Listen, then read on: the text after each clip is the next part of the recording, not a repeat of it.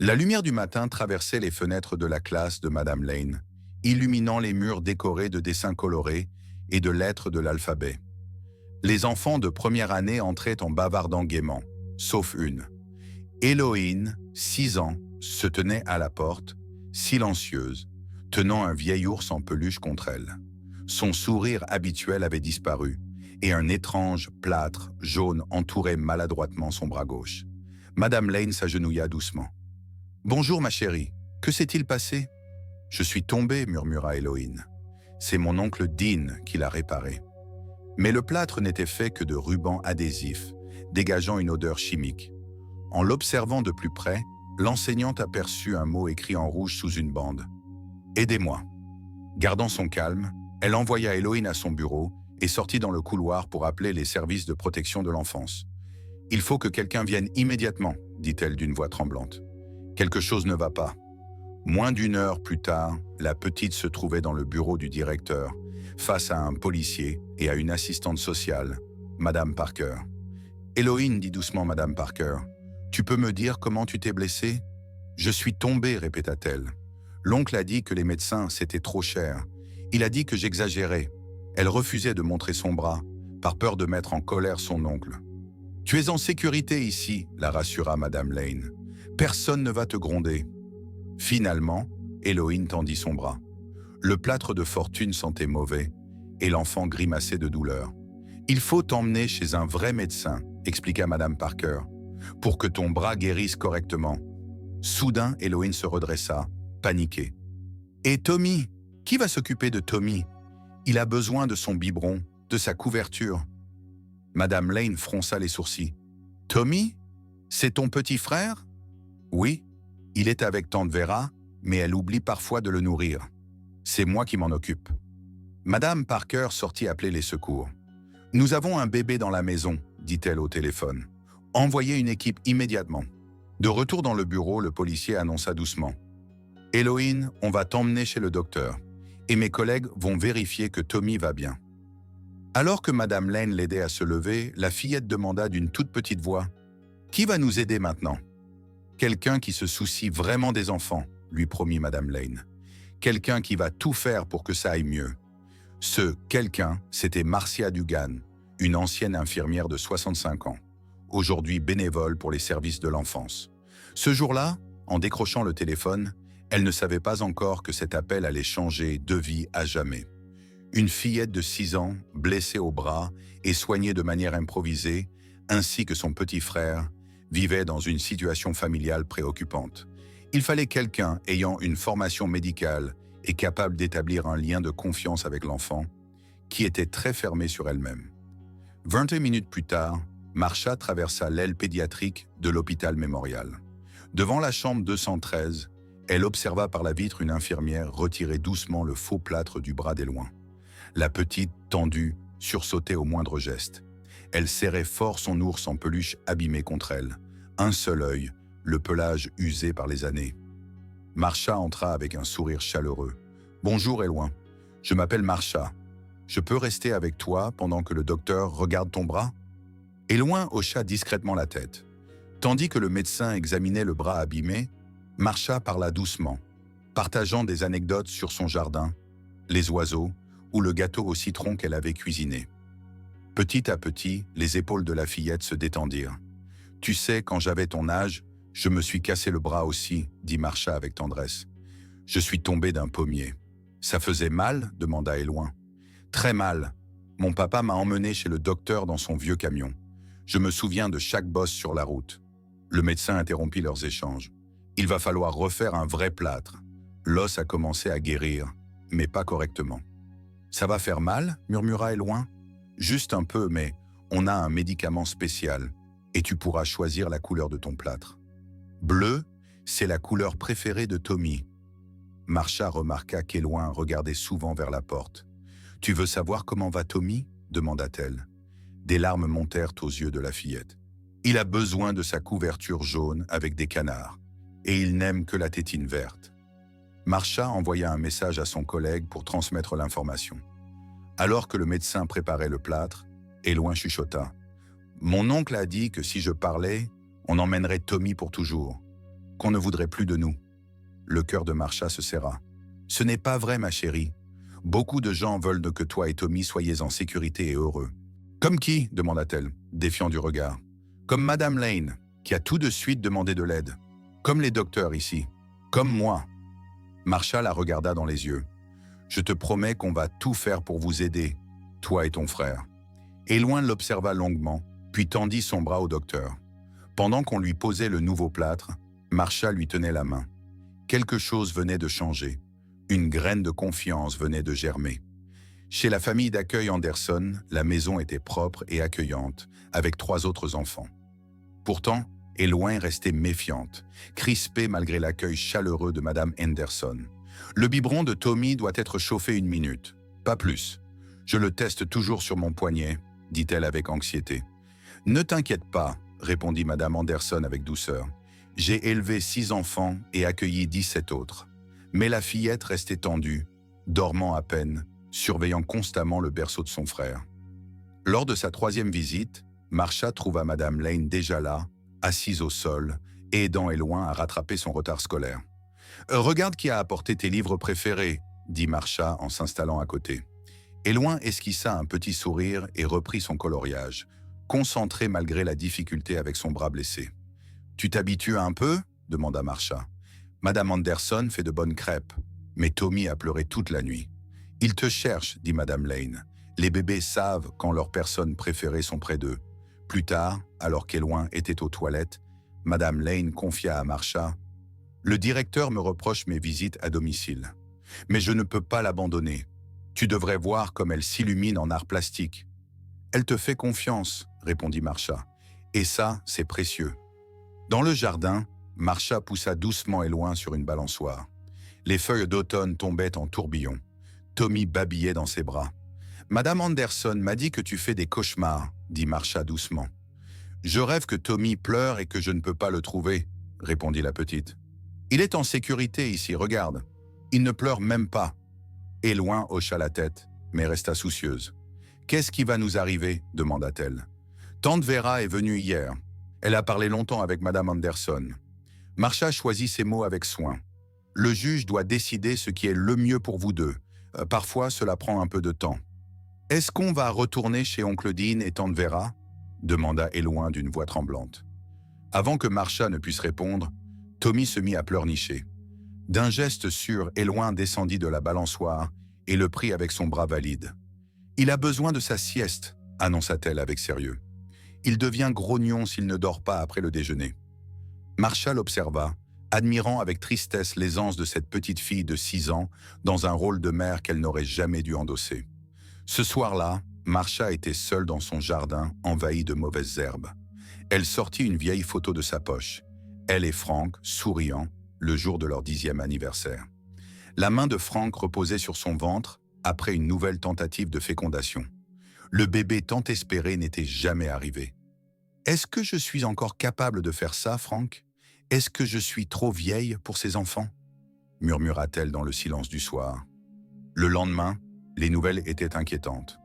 L'enquête préliminaire sur la maison des Brooks révélait une situation instable. Plaçard vide, factures impayées, un berceau rafistolé au ruban adhésif. Les dossiers scolaires d'Éloin montraient déjà 17 absences. Le bilan médical de Tommy indiquait des retards de développement dus à un manque de stimulation. L'audience pour la garde temporaire est fixée à mardi, informa la superviseure de Marsha. Les Anderson ne peuvent pas les garder et les séparer serait trop traumatisant. En raccrochant, une décision s'imposa à Marsha. Sa maison était vide, son emploi du temps flexible. Une porte qu'elle croyait fermée s'ouvrait à nouveau. Elle prit son téléphone, le cœur battant. « Ici Marsha Dugan. Je souhaite entamer les démarches pour devenir famille d'accueil pour les enfants Brooks. » Le jour de l'audience, Marsha arriva 1 heure en avance, ajustant sa robe bleu marine. Le couloir du tribunal était rempli. La directrice de l'école, des assistants sociaux, les Anderson, et plus loin, Dean et Vera Brooks avec leur avocat. Le regard de Vera croisa le sien, froid et méprisant. « Ça va ?» demanda Simon Wright, l'avocat des services sociaux. « J'aurais dû porter d'autres chaussures », répondit Marsha avec un sourire nerveux. À 65 ans, avec pour seul revenu sa pension d'infirmière et quelques économies, Serait-elle jugée apte à accueillir 2 enfants? Madame Dugan, dit une greffière, le juge Wilson souhaite vous voir dans son bureau. Dans le bureau, austère mais baignée de lumière, la juge alla droit au but. Votre candidature est inhabituelle. Vous vivez seul, sans expérience d'accueil, et à un âge où peu choisissent d'élever de jeunes enfants. Pourquoi eux? Pourquoi maintenant? Marsha inspira profondément. Parce que quand Éloin me regarde, je vois une enfant qui veut faire confiance, mais qui a trop peur. Parce que Tommy mérite d'être un bébé, pas un fardeau. Et parce que, parfois la vie nous offre une seconde chance sous une forme inattendue. La juge hocha lentement la tête. Les Brooks réclament sur la garde. Ils invoquent des difficultés financières temporaires. Le tribunal devra juger sur les faits. Avant l'audience, Madame Lane intercepta Marsha, les yeux brillants. « Regardez ce que j'ai trouvé dans le sac d'Éloin. » Elle lui tendit une enveloppe chiffonnée. À l'intérieur, une carte d'anniversaire jamais envoyée, signée « Tout mon amour, maman », avec une note. « Souviens-toi de notre cachette secrète pour les trésors. Cherche-y quand tu as besoin de moi. » Leur mère l'a écrite avant de mourir. Il y a peut-être d'autres lettres, des choses que les Brooks ont voulu cacher. Dans la salle d'audience, les témoignages se succédèrent. Simon exposa les négligences, le bras non soigné d'Éloin, les retards de Tommy. L'avocat des Brooks parla de dettes médicales, de leur volonté de s'occuper des enfants malgré les difficultés. Ils ont recueilli ces enfants après la mort de leur sœur, dit-il. Leur cœur est à la bonne place. Mais la juge l'interrompit. Et pourtant, une fracture non traitée, un bébé négligé, l'intention ne suffit pas. Ce sont les actes qui comptent. Puis la travailleuse sociale révéla une découverte. Des versements mensuels réguliers d'une assurance-vie déposés sur le compte des Brooks, mais utilisés pour des dépenses sans lien avec les enfants. Le visage de Vera vira au rouge. Dean resta impassible. Marsha, assise au fond, se rappela les mots d'Éloin à l'hôpital et cette mystérieuse cachette évoquée dans la lettre. À la fin, le verdict tomba. La garde reste confiée à l'État. Les enfants seront placés en famille d'accueil pour 30 jours. Madame Marsha Dugan est reconnue comme candidate qualifiée en attendant l'inspection finale. À la sortie, Vera s'approcha de Marsha, furieuse. « Tu crois les sauver? Tu n'es qu'une vieille femme seule qui joue à la maman. Ces enfants sont à nous. » Marsha ne répondit pas. Elle serra simplement le dossier dans ses mains, déterminée. Marsha resta ferme. « Alors peut-être que vous auriez dû les traiter comme de la famille, » répondit-elle calmement, avant de tourner les talons, laissant Vera fulminer de rage. Ce soir-là, en préparant la chambre d'amis pour ses nouveaux pensionnaires, le téléphone sonna. C'était Madame Lane. « Le directeur m'a convoqué à une réunion disciplinaire, annonça-t-elle sans préambule. On m'accuse d'avoir franchi les limites professionnelles en soutenant Éloin. »« Et que comptez-vous faire » demanda Marsha. « Tout ce qu'il faudra, » répondit Madame Lane avec détermination. « Ces enfants méritent qu'on se batte pour eux. » Après avoir raccroché, Marsha regarda autour d'elle. Sa maison, longtemps silencieuse, s'apprêtait à accueillir les rires d'enfants. Ce ne serait pas facile, mais pour la première fois depuis longtemps, elle savait exactement quoi faire. « Bienvenue chez toi », murmura-t-elle en ouvrant la porte à Éloin, qui se tenait timidement sur le perron, la main serrée dans celle de Madame Anderson. Tommy dormait paisiblement dans son cosy. Les yeux d'Éloin s'agrandirent en découvrant le salon chaleureux, les fauteuils usés mais confortables et la bannière colorée suspendue à l'escalier. « Bienvenue, Éloin et Tommy. »« C'est toi qui l'as faite » demanda-t-elle à voix basse. « J'y ai passé la soirée. Je ne suis pas très douée en dessin, dit Marsha. « Moi, je l'aime bien, répondit la fillette avant d'entrer prudemment. Les heures suivantes défilèrent rapidement. Marsha montra les chambres, celle d'Éloin, simple et accueillante, et une autre pour Tommy, qui l'occuperait plus tard. « Pour l'instant, il dormira dans ma chambre, expliqua Marsha. Comme ça, je l'entendrai la nuit. »« Mais c'est moi qui m'en occupe la nuit, répliqua Éloin, inquiète. »« Tu es une grande sœur formidable, dit Marsha en s'agenouillant. Mais tu as aussi besoin de repos. Et si on faisait un marché? Tu aides pendant la journée et je prends le relais la nuit. » Éloin réfléchit puis hocha la tête. « D'accord, mais s'il pleure d'un cri spécial, tu me réveilles. Je les connais tous. »« Promis, dit Marsha en tendant son petit doigt. Après un dîner de nuggets, Marsha réalisa que ses talents de cuisinière étaient rouillés. Ils instaurèrent une petite routine. Le bain de Tommy fut un joyeux chaos et Éloin supervisa depuis la porte, riant quand Marcia fit parler le canard en plastique. En l'abordant, Éloin demanda soudain « Marcia, est-ce qu'ici, c'est notre maison pour toujours ?»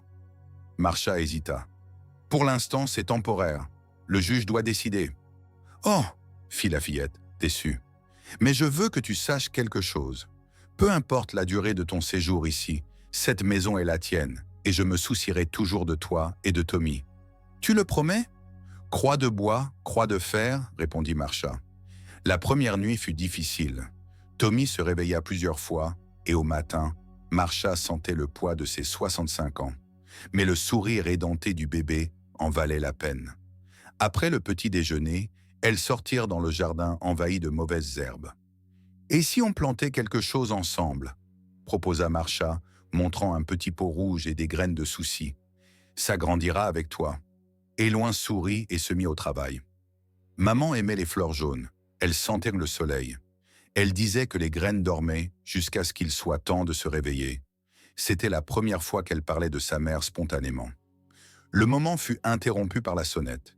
Madame Lane était sur le perron, l'air inquiet. « Je ne peux rester qu'une minute.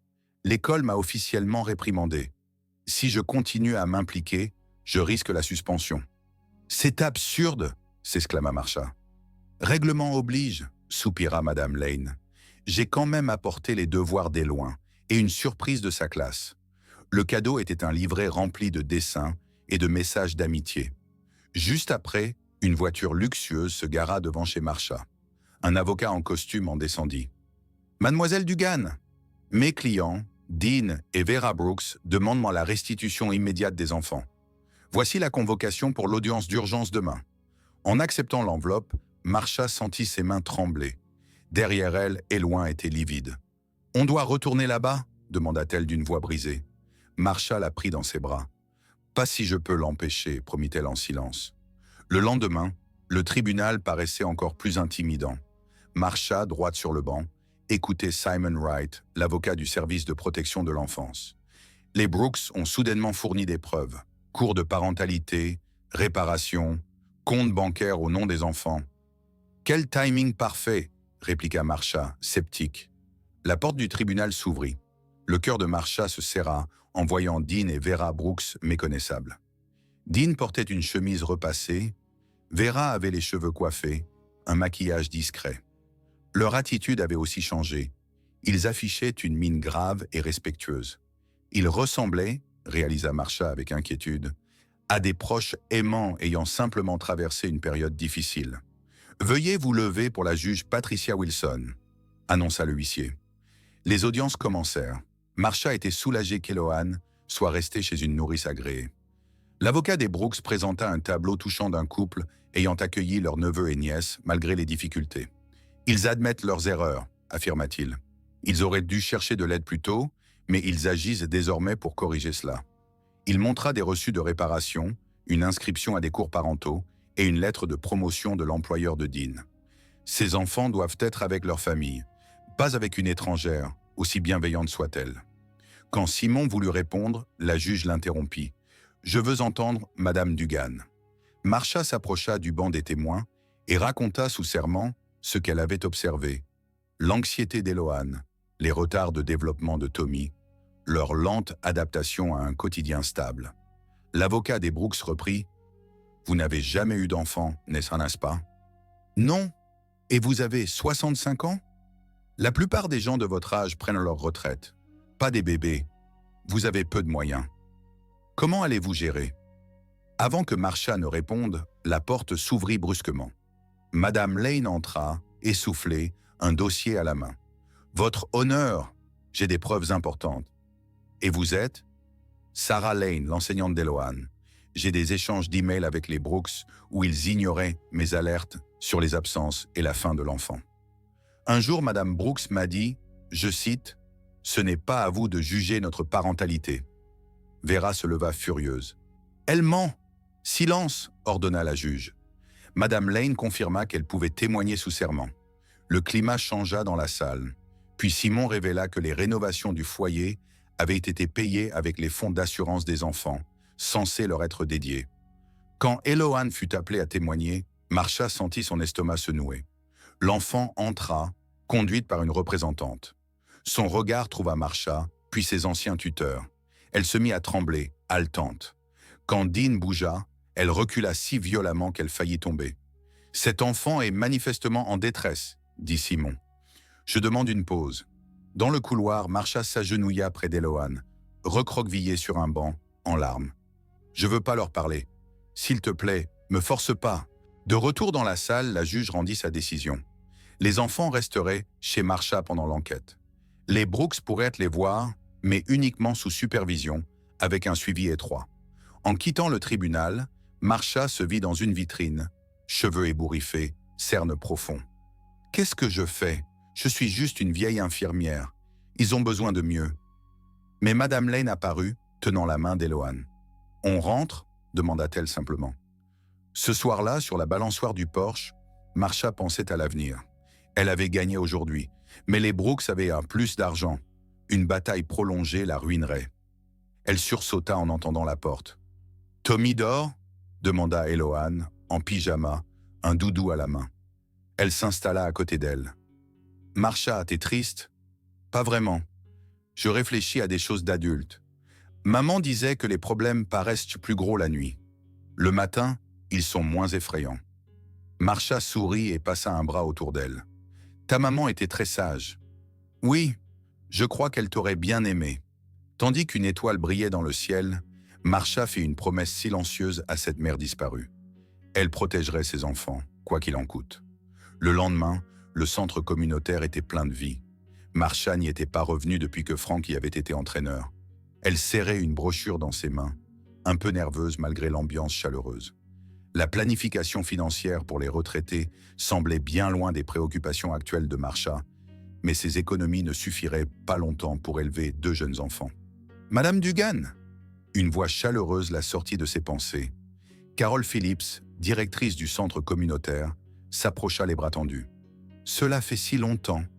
Frank serait heureux de vous revoir ici. »« Je suis venu voir Richard pour des conseils, » répondit Marcia avec un sourire, en désignant la salle où le conseiller financier Richard Tanner préparait sa présentation. « Ma situation a changé. 1 heure plus tard, dans le bureau de Richard, les nouvelles étaient mitigées.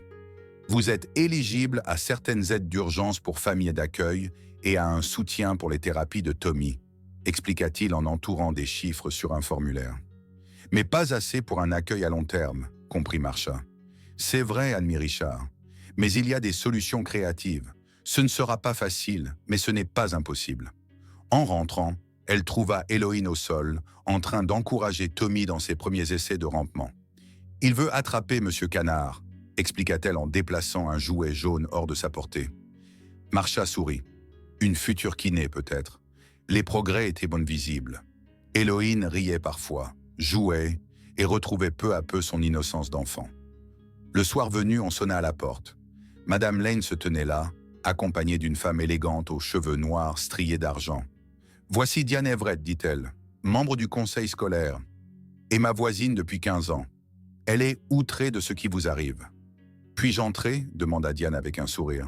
« Nous avons un projet à vous proposer. » Elles expliquèrent qu'un événement de collecte de fonds, officiellement pour améliorer les classes, servirait aussi à aider des élèves en situation précaire comme Tommy et Eloane. « Ce n'est pas seulement de la générosité, » précisa Madame Lane. « Ces enfants ont touché le cœur de tout le monde. » Le lendemain, alors que Marcia aidait Eloane à arroser ses plants de soucis, la fillette demanda « Je peux planter une fleur pour Tommy? Une plante forte, comme lui. » Elles choisirent une graine de tournesol. « Ma maman disait que la terre est magique. Elle transforme des graines minuscules en choses magnifiques, » murmura Eloane. « Elle devait être une personne très spéciale, » dit Marcia doucement. « Elle est tombée malade et est partie au ciel, » dit la petite. « Oncle Dean a dit que c'était sa faute, mais je crois que c'était juste de la malchance. » Marcia sentit le poids de cette culpabilité cachée. « Ce n'était pas ta faute, » dit-elle tendrement. Après un moment de silence, Eloane ajouta « Je me suis cassé le bras en essayant d'attraper les médicaments de Tommy. Il avait de la fièvre. Tante Vera dormait. Je suis tombé en grimpant. » Marcia l'a pris dans ses bras. « Tu voulais l'aider, c'était très courageux. Mais maintenant, tu as des adultes pour s'occuper de ça.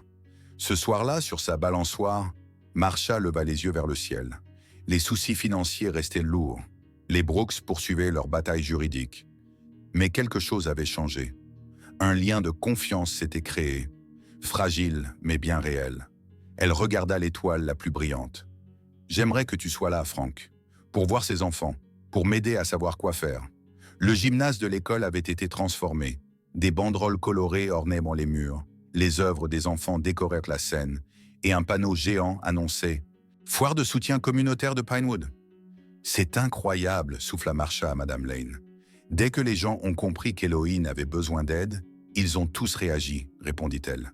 Les dons affluaient, des vélos, du matériel de jardinage, des plats préparés, et même un menuisier retraité était venu installer des barrières de sécurité. Le pédiatre local avait discrètement promis de ne pas facturer les soins de Tommy. Il trouverait une solution. Tandis qu'elle traversait la foule, Marsha remarqua qu'Elowan scrutait attentivement chaque visage adulte, se crispant légèrement à la vue d'hommes ressemblant à son oncle. Le psychiatre l'avait prévenu.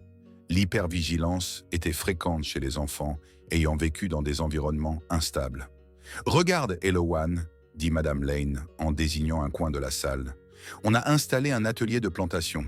Tu veux montrer aux autres enfants comment faire pousser des graines ?» Pour la première fois de la matinée, le visage d'Elowan s'illumina. « Je peux vraiment leur apprendre ? Tu es notre experte en jardinage, » répondit Marsha avec un sourire. Installée à la table, Elowan expliquait avec soin comment planter des graines. Marsha aperçut alors la petite fille qu'elle aurait pu être dans un autre contexte, confiante, généreuse, avec une vraie fibre de meneuse. Madame Lane posa une main sur le bras de Marsha. Simon, leur avocat, venait d'entrer. Il les rejoignit, l'air grave. « Je sors d'un rendez-vous avec le juge et l'avocat des Brooks. Ils font des efforts, cours parentaux suivis, maisons rénovées, fonds en fiducie pour les enfants. » Le cœur de Marsha se serra. « Et les soupçons de détournement d'assurance ? Rien de prouvable pour l'instant. Sur le papier, ils sont irréprochables. Ils ne se soucient pas de ces enfants. Ils veulent juste l'argent, » murmura-t-elle. Simon acquiesça. « Je te crois, mais il nous faut plus que des intuitions. » Leurs échanges furent interrompus par un rire. Tommy, couvert de terre, jouait avec enthousiasme pendant qu'Elowan tentait de le nettoyer. Simon sourit. « Le rapport du psychiatre plaide en ta faveur. Elowan progresse de façon impressionnante. » Plus tard, alors que le salon communautaire se vidait, le principal Edwards s'approcha de Marsha. « Je vous dois des excuses. J'ai d'abord pensé à la responsabilité de l'école. Mais aujourd'hui, j'ai compris que parfois, faire ce qui est juste dépasse les règles. » De retour chez elle, Marsha boucla Tommy dans son siège et aida Elowan, qui tenait un petit pot contenant un plant de zinnia. « On peut le mettre dans le jardin au lieu du pot ?» demanda-t-elle. « Bien sûr. On pourrait même commencer un vrai jardin demain. » Les yeux d'Elowan brillèrent. « Un grand, comme ceux que maman avait. »« Aussi grand que tu veux, » promit Marsha. Pendant la sieste de Tommy, elles explorèrent le vieux cabanon plein de toiles d'araignée. En déplaçant un sac de terreau, Marsha trouva une enveloppe jaunie, des papiers de propriété, une assurance vie et surtout des documents d'adoption jamais finalisés. Un projet qu'elle et Frank avaient abandonné quand il était tombé malade. En relisant ces papiers, une idée folle germa. Ce soir-là, elle appela Simon. Si les Brooks continuaient à réclamer la garde, que faudrait-il pour envisager une adoption définitive? La question l'effrayait, mais elle sentait que c'était la voie à suivre. À 65 ans, elle s'apprêtait peut-être à devenir mère pour la première fois. Le lendemain, juste après le petit déjeuner, on frappa à la porte. Marsha crut que c'était l'assistante sociale, mais trouva Simon accompagné d'un homme aux cheveux grisonnants et au regard doux. « Marsha, voici Jeremy Collins, un cousin de la mère des enfants. » Le nom la frappa. C'était la personne mentionnée dans le testament jamais présenté au tribunal. « Je ne savais pas qu'elle avait des enfants, ni qu'elle m'avait désigné comme tuteur, » expliqua Jérémy, sincèrement troublé. Simon ajouta « Les avocats des Brooks viennent enfin de transmettre le dossier complet. Elisabeth avait bien spécifié dans son testament que Jérémy devait être leur tuteur et que l'argent de l'assurance soit géré en fiducie jusqu'à leur majorité. Ils l'ont caché pour garder le contrôle de l'argent, » comprit Marsha. Une petite voix s'éleva du couloir. « Tu es sur les photos ? Avec maman. C'était Eloane, figée, scrutant Jérémie avec étonnement. Jérémie baissa les yeux, ému. Oui, on était très proches. La fillette s'approcha lentement. T'as les mêmes yeux que maman? Et que Tommy? Tommy, attiré par le ton de la conversation, rampa jusqu'à Jérémie et se hissa en riant contre lui. Jérémie le prit dans ses bras, un sourire sincère sur les lèvres.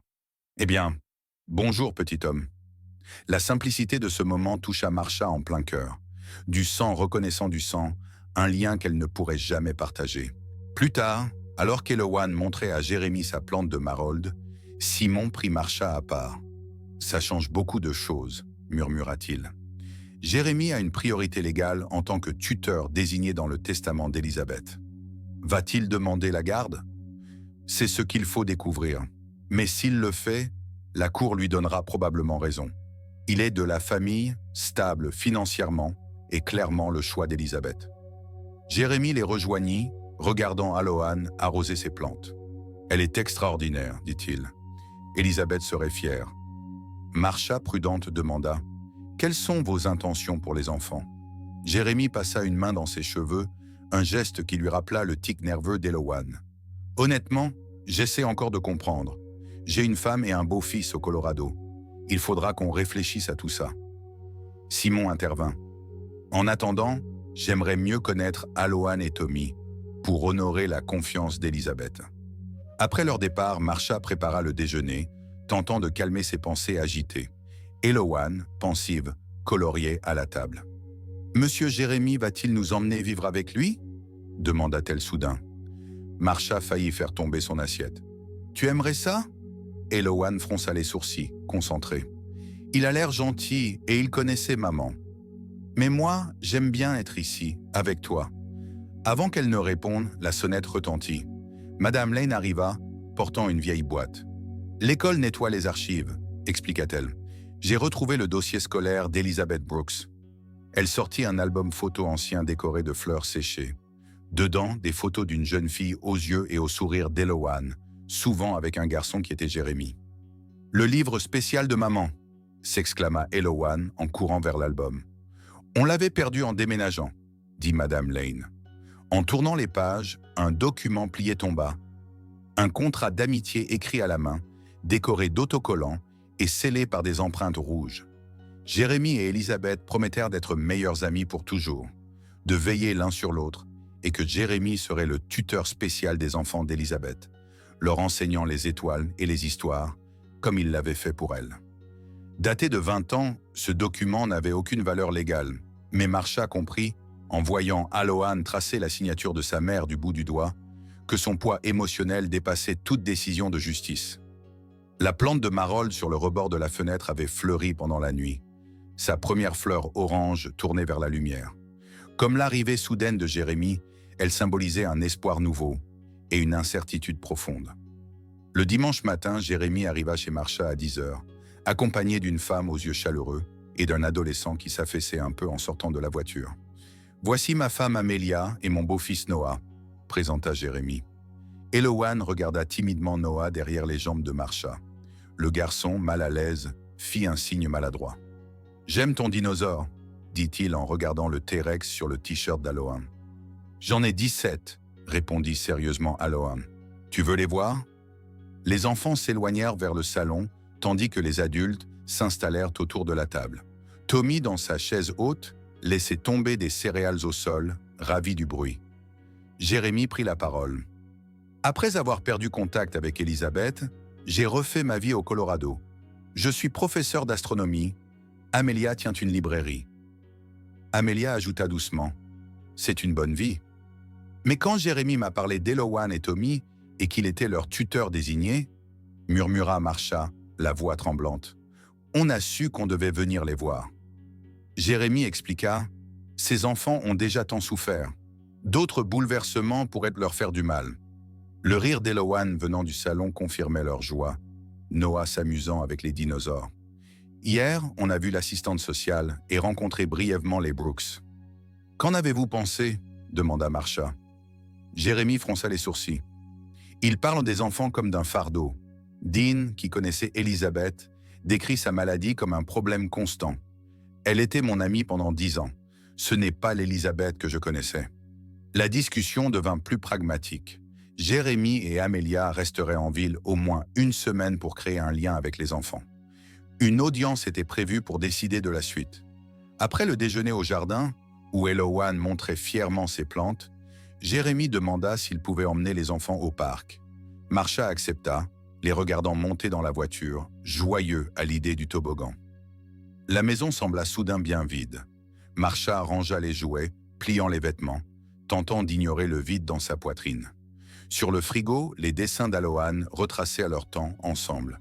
Des bonhommes bâtons nommés Marsha, moi et Tommy devant une maison, sous un soleil énorme et irréaliste. Le bruit d'une voiture l'a sorti de ses pensées. Ce n'était pas la voiture de Jérémy, mais celle de Madame Lane. « Je les ai vus au parc », dit-elle en entrant sans attendre. « Eh bien, bonjour, petit homme. » La simplicité de ce moment toucha Marsha en plein cœur. Du sang reconnaissant du sang, un lien qu'elle ne pourrait jamais partager. Plus tard, alors qu'Eloane montrait à Jérémy sa plante de Marold, Simon prit Marsha à part. « Ça change beaucoup de choses », murmura-t-il. Jérémy a une priorité légale en tant que tuteur désigné dans le testament d'Elisabeth. Va-t-il demander la garde? C'est ce qu'il faut découvrir. Mais s'il le fait, la cour lui donnera probablement raison. Il est de la famille, stable financièrement, et clairement le choix d'Elisabeth. Jérémy les rejoignit, regardant Aloane arroser ses plantes. « Elle est extraordinaire, dit-il. Elisabeth serait fière. » Marsha, prudente, demanda « Quelles sont vos intentions pour les enfants ?» Jérémy passa une main dans ses cheveux, un geste qui lui rappela le tic nerveux d'Eloane. « Honnêtement, j'essaie encore de comprendre. J'ai une femme et un beau-fils au Colorado. Il faudra qu'on réfléchisse à tout ça. » Simon intervint. « En attendant, j'aimerais mieux connaître Aloane et Tommy pour honorer la confiance d'Elisabeth. » Après leur départ, Marsha prépara le déjeuner, tentant de calmer ses pensées agitées. Eloane, pensive, coloriait à la table. « Monsieur Jérémy va-t-il nous emmener vivre avec lui ?» demanda-t-elle soudain. Marsha faillit faire tomber son assiette. « Tu aimerais ça ?» Eloane fronça les sourcils, concentrée. « Il a l'air gentil et il connaissait maman. Mais moi, j'aime bien être ici, avec toi. » Avant qu'elle ne réponde, la sonnette retentit. Madame Lane arriva, portant une vieille boîte. « L'école nettoie les archives, » expliqua-t-elle. « J'ai retrouvé le dossier scolaire d'Elizabeth Brooks. » Elle sortit un album photo ancien, décoré de fleurs séchées. Dedans, des photos d'une jeune fille aux yeux et au sourire d'Eloane, souvent avec un garçon qui était Jérémy. « Le livre spécial de maman !» s'exclama Eloane en courant vers l'album. « On l'avait perdu en déménageant, » dit Madame Lane. En tournant les pages, un document plié tomba. Un contrat d'amitié écrit à la main, décoré d'autocollants et scellé par des empreintes rouges. Jérémy et Elisabeth promettèrent d'être meilleurs amis pour toujours, de veiller l'un sur l'autre, et que Jérémy serait le tuteur spécial des enfants d'Elisabeth, leur enseignant les étoiles et les histoires, comme il l'avait fait pour elle. Daté de 20 ans, ce document n'avait aucune valeur légale, mais Marsha comprit, en voyant Aloane tracer la signature de sa mère du bout du doigt, que son poids émotionnel dépassait toute décision de justice. La plante de Marold sur le rebord de la fenêtre avait fleuri pendant la nuit. Sa première fleur orange, tournée vers la lumière. Comme l'arrivée soudaine de Jérémy, elle symbolisait un espoir nouveau et une incertitude profonde. Le dimanche matin, Jérémy arriva chez Marsha à 10h, accompagné d'une femme aux yeux chaleureux et d'un adolescent qui s'affaissait un peu en sortant de la voiture. « Voici ma femme Amelia et mon beau-fils Noah », présenta Jérémy. Eloane regarda timidement Noah derrière les jambes de Marsha. Le garçon, mal à l'aise, fit un signe maladroit. « J'aime ton dinosaure », dit-il en regardant le T-Rex sur le t-shirt d'Aloane. « J'en ai 17, » répondit sérieusement Aloane. « Tu veux les voir ?» Les enfants s'éloignèrent vers le salon tandis que les adultes s'installèrent autour de la table. Tommy, dans sa chaise haute, laissait tomber des céréales au sol, ravi du bruit. Jérémy prit la parole. « Après avoir perdu contact avec Elisabeth, j'ai refait ma vie au Colorado. Je suis professeur d'astronomie. Amelia tient une librairie. » Amelia ajouta doucement. « C'est une bonne vie. » Mais quand Jérémy m'a parlé d'Eloane et Tommy et qu'il était leur tuteur désigné, murmura Marsha, la voix tremblante, on a su qu'on devait venir les voir. Jérémie expliqua. Ces enfants ont déjà tant souffert. D'autres bouleversements pourraient leur faire du mal. Le rire d'Elowan venant du salon confirmait leur joie. Noah s'amusant avec les dinosaures. Hier, on a vu l'assistante sociale et rencontré brièvement les Brooks. Qu'en avez-vous pensé? Demanda Marsha. Jérémie fronça les sourcils. Il parle des enfants comme d'un fardeau. Dean, qui connaissait Elizabeth, décrit sa maladie comme un problème constant. Elle était mon amie pendant 10 ans. Ce n'est pas l'Elizabeth que je connaissais. La discussion devint plus pragmatique. Jérémie et Amelia resteraient en ville au moins une semaine pour créer un lien avec les enfants. Une audience était prévue pour décider de la suite. Après le déjeuner au jardin, où Elowan montrait fièrement ses plantes, Jérémie demanda s'il pouvait emmener les enfants au parc. Marsha accepta, les regardant monter dans la voiture, joyeux à l'idée du toboggan. La maison sembla soudain bien vide. Marsha rangea les jouets, pliant les vêtements, tentant d'ignorer le vide dans sa poitrine. Sur le frigo, les dessins d'Alohan retraçaient leur temps ensemble. Des bonhommes bâtons nommés Marsha, moi et Tommy devant une maison, sous un soleil énorme et irréaliste. Le bruit d'une voiture la sortit de ses pensées. Ce n'était pas la voiture de Jérémie, mais celle de Madame Lane. « Je les ai vus au parc », dit-elle en entrant, sans attendre. Quant à la garde définitive, la juge fit une pause, observant Marsha et Jérémie. « J'aurai besoin de temps pour étudier tous les éléments. La cour se réunira à nouveau dans 2 jours. D'ici là, les enfants restent sous la protection de Mademoiselle Dugan. » En sortant, Marsha croisa le regard empoisonné de Vera Brooks. La bataille n'était pas terminée, mais le terrain avait changé. La pluie tambourinait sur les fenêtres de la cuisine, reflétant son humeur sombre. 2 jours avant la décision du juge, un temps qui lui semblait une éternité. Elowan, assise à la table, pliant soigneusement une nouvelle grue en papier pour sa collection. Tommy dormait à l'étage, ses petits ronflements se mêlant au silence. Cette scène ordinaire lui semblait soudain précieuse, chaque instant chargé d'une possible perte. « 63 !» annonça Elowan en déposant la grue. Noah dit qu'il s'améliorait à plier les ailes. « Tu es vraiment doué !» répondit Marsha, tentant d'y mettre un peu d'enthousiasme. Les petits doigts d'Elowan s'arrêtèrent nains sur la feuille. « Marsha, es-tu triste parce que je pourrais aller vivre avec Monsieur Jérémie ?» La franchise de la question la déstabilisa.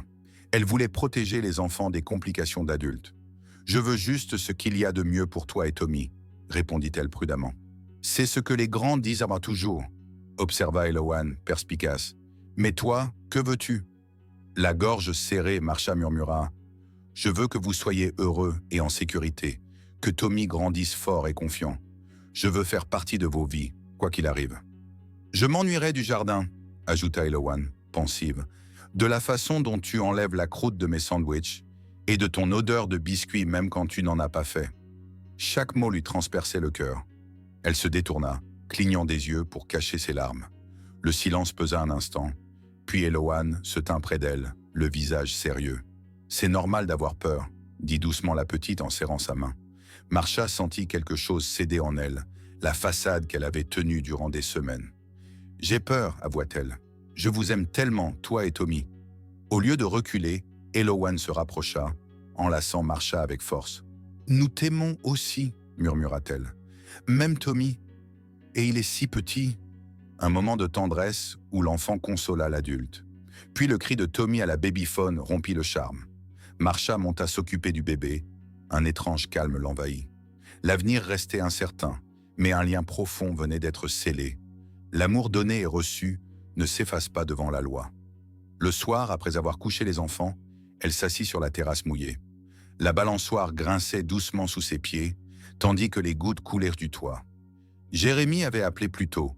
Lui et Amelia discutèrent des options pour respecter la volonté d'Elizabeth et les liens des enfants. Ils semblaient troublés, partagés entre amour et devoir comme elle. Dans la nuit tombante, une clarté nouvelle apparut à Marsha.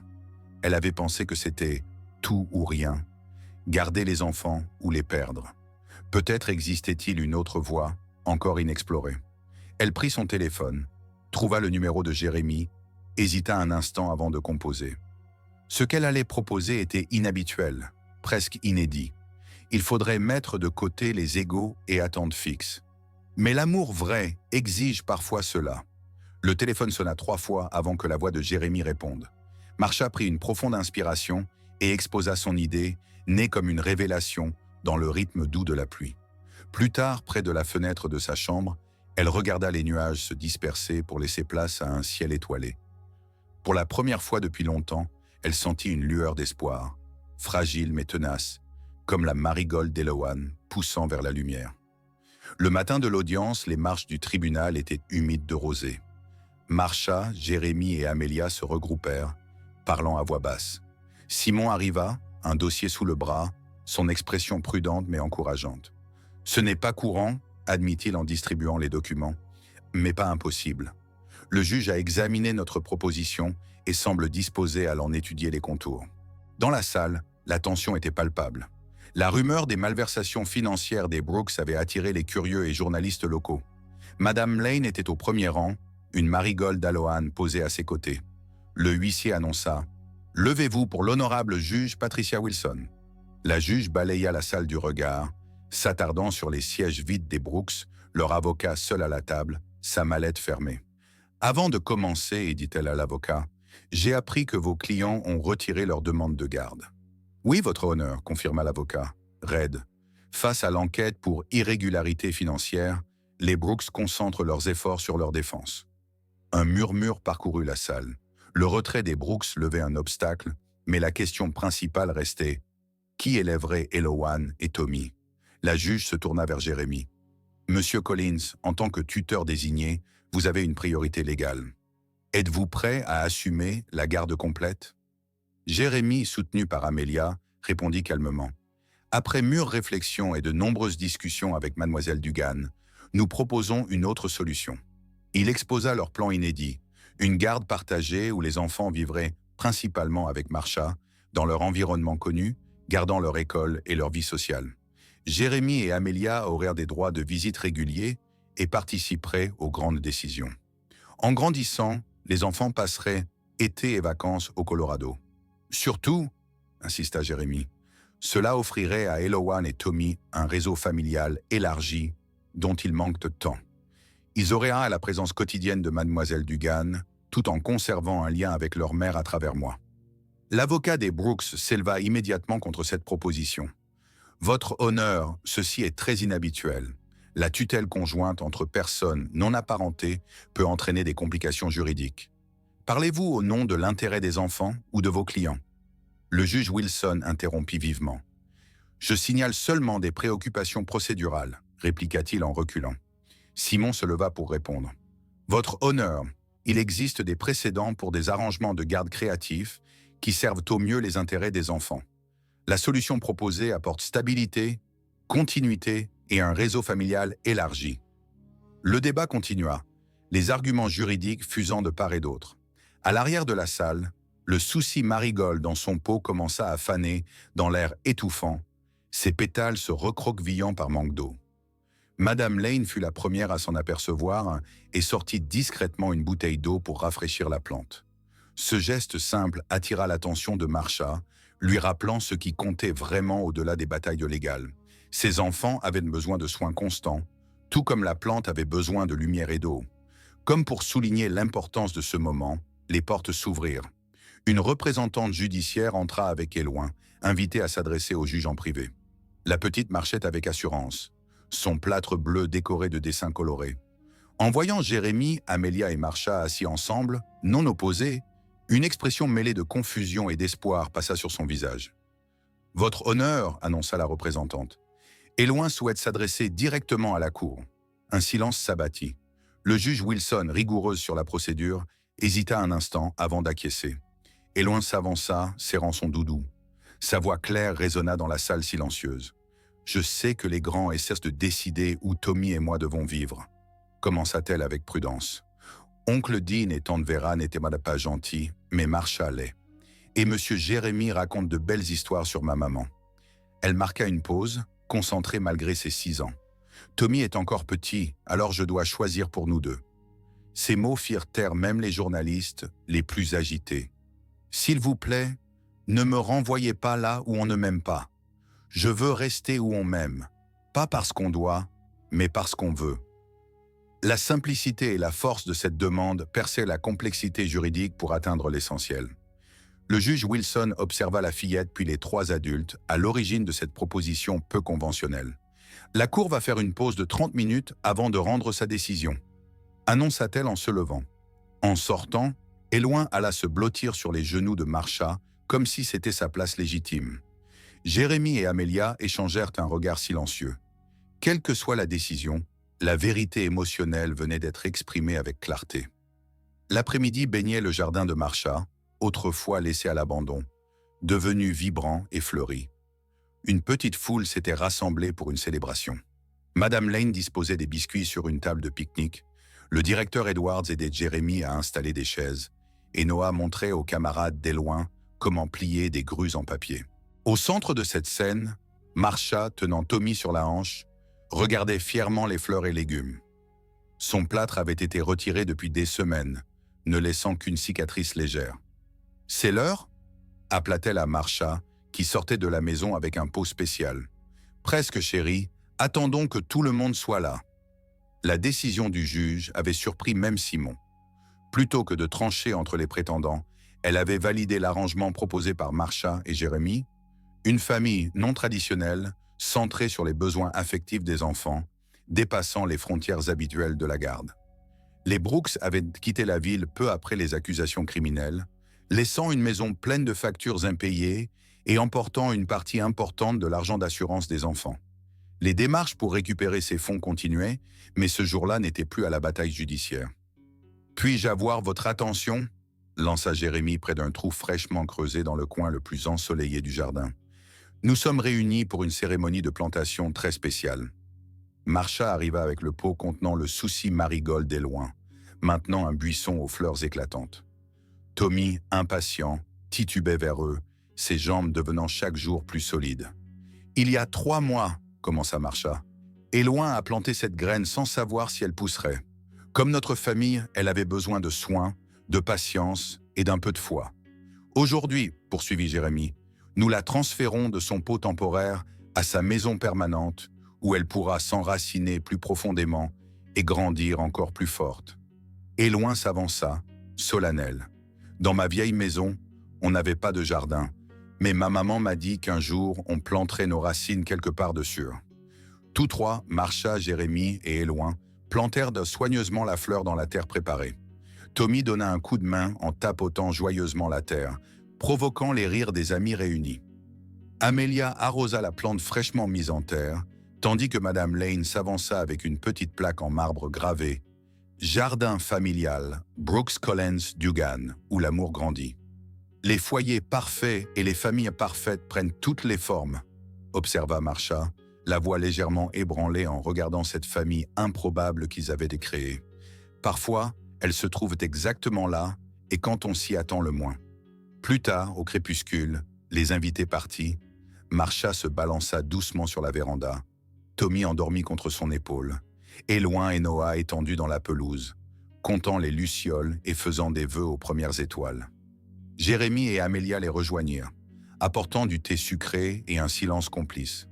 Leur visite bimensuelle était devenue un rythme qui fonctionnait étonnamment bien. Dîner du week-end, appels vidéo, décisions partagées et promesses d'été au Colorado. « Elisabeth serait fière », murmura Jérémie en regardant les enfants. « C'est ce qu'elle voulait dans son testament. Pas seulement moi comme tuteur, mais une famille qui les entoure d'amour. » « Je crois qu'elle savait, » répondit Marsha en berçant Tommy, « qu'il faudrait nous tous pour donner à ces enfants ce dont ils avaient besoin. » Dans l'obscurité croissante, le souci d'Éloin semblait briller dans le jardin, sa couleur vive, visible même au crépuscule. Comme cette fleur, leur famille peu conventionnelle avait non seulement survécu contre toute attente, mais prospéré, enracinant chaque jour un peu plus son amour. Marsha comprit que la famille ne se définissait ni par le sang, ni par les papiers, mais par cette vérité simple que la petite Éloin avait dite au tribunal. L'amour donné librement, non par devoir mais par choix. Et dans ce choix, cette décision quotidienne de prendre soin, protéger et nourrir, résidait la plus grande magie.